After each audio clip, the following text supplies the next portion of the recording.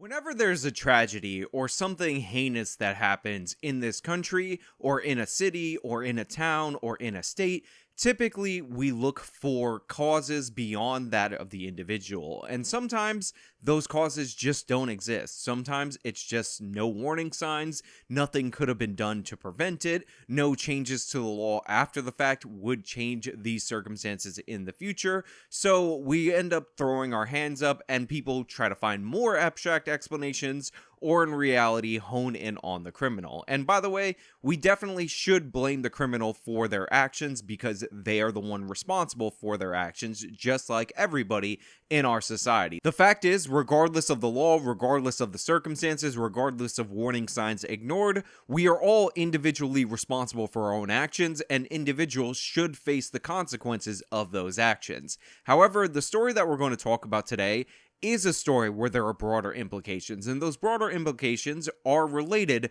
to our refusal in the state of New York to hold individuals responsible for their actions. Because recently there was a shooting of an elderly man on a Q train. The Q train, by the way, I used to take on its former route to school basically every single day. Daniel Enriquez was tragically shot by a man called Andrew Abdullah. However, this wasn't an instance of a provoked attack or anything like that. It appears to be random.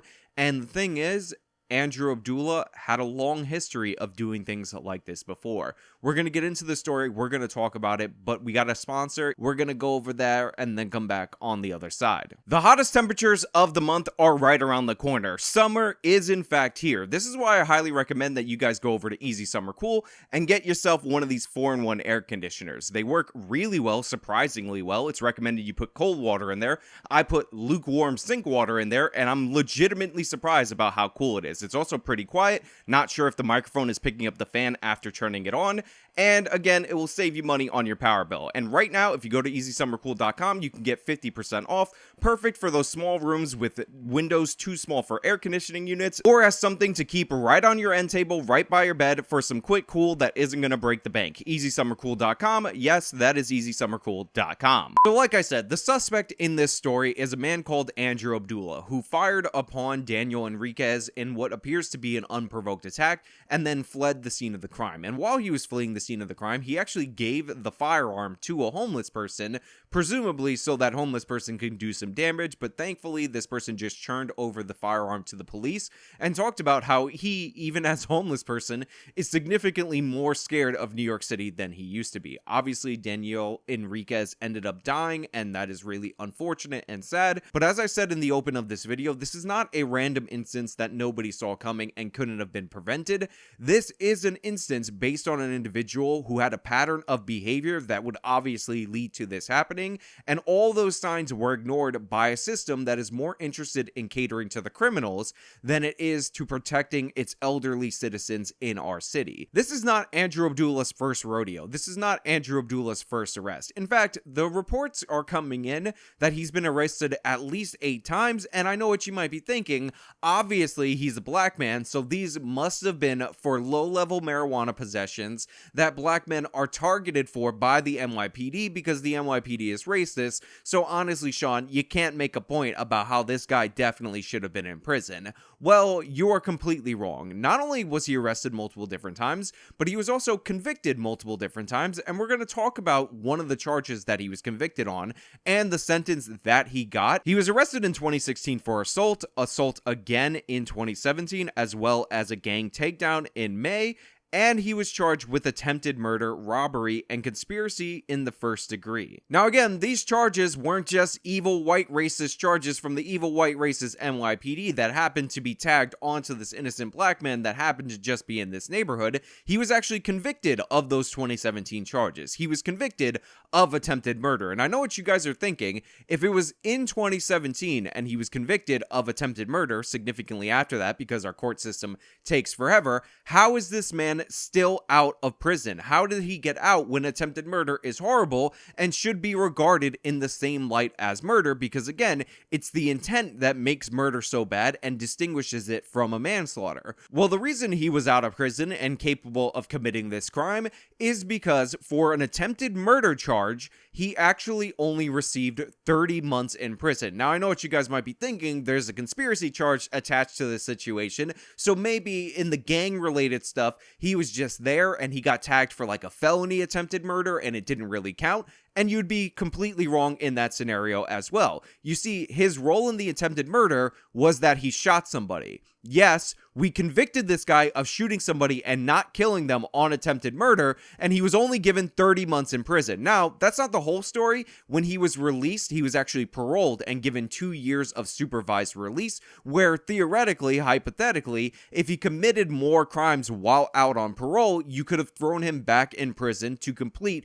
his very light sentence for attempted murder. And guess what? He was a perfect out-of-prison person. He just didn't commit any crimes, so therefore they had no reason to violate his parole, so therefore all good in the hood, don't need to worry about it. Of course I'm being sarcastic. He repeatedly committed felony crimes and he was not violated in terms of his parole, and he was just sicked back out onto society, and an innocent man suffered because of it. Abdullah, according to this article, and again we're getting more and more history on his arrest history, actually had over 20 total arrests, including 3 pending cases since being paroled for attempted murder. And if you're thinking, well, maybe those cases aren't that serious. I mean, parole, if you commit one crime, you're supposed to be thrown back in prison, especially when you're paroled on attempted murder. But let me disabuse you of that notion. All of the charges that he has pending are in fact serious cases. He was arrested for grand larceny, which by the way, doesn't sound like it's a big deal even though grand larceny is over $1,000, until you realize that he committed this crime by stealing a Lexus in a violent manner. So he's a carjacker. He's a repeated violent criminal. Another one of the robberies that he committed while he was out, again,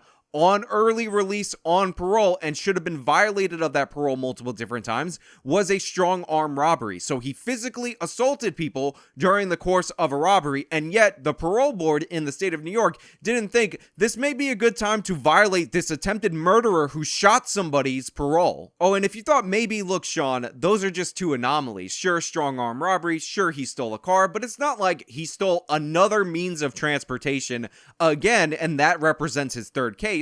And of course, you would be wrong because you can't detect the sarcasm in my voice, and of course all these situations get worse. He was also found in possession of a stolen motorcycle. All of these are felony crimes. All of these on their own with his criminal history should have got him thrown into the slammer. But the thing is, we have this whole no cash bail system where you get released on all of these crimes repeatedly despite the fact that you have a repeated criminal history. But even that doesn't tell the whole story because again, as I've said over and over again, he was on parole for attempted murder. That parole could have been violated. The district attorney could have recommended that parole get violated at any given time. Remember, he shot somebody before. Attempted murder. He was doing gang violence. He's still committing crimes. This is the whole point of parole. This is the whole point of supervised early release, so that you can put somebody back in jail if they continue to present themselves as a threat to society, and yet none of that was done. So obviously, Eric Adams has released statements about how shocked he is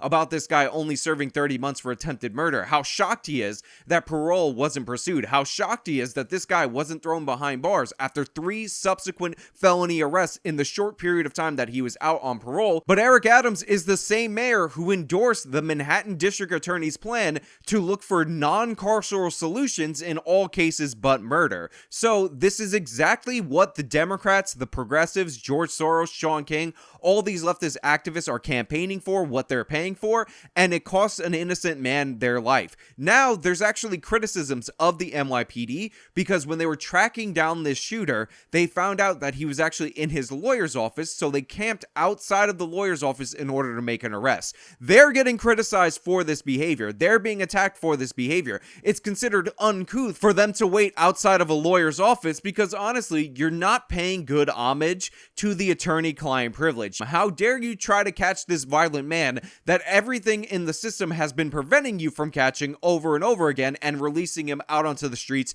to do more harm. I mean, this is his second attempted murder, his first successful one, but I'm sure if you give him a slap on the wrist yet again, it won't be a big deal. Shame on you, NYPD officers, for trying to arrest this violent criminal who has proven himself to be repeatedly violent, who should not have been let out of prison early in the first place and should have been kept in prison pending trial if New York State had a sensible bail system even without the previous attempted murder conviction. The no cash bail system is horrible policy, and the left knows it's bad policy, which is why they're always so deceptive with the statistics they use to promote it. They'll often say that the people who are let out in bail don't often reoffend, which is true, but that is based on the old system where a judge actually determined that they don't need to be held on bail, so they were let out. So all of those criminals that typically were getting let out before are now grouped in with these new criminals that would be held due to the fact that they have a pattern of violence combined in the statistics and being presented as no big deal, nothing to worry about.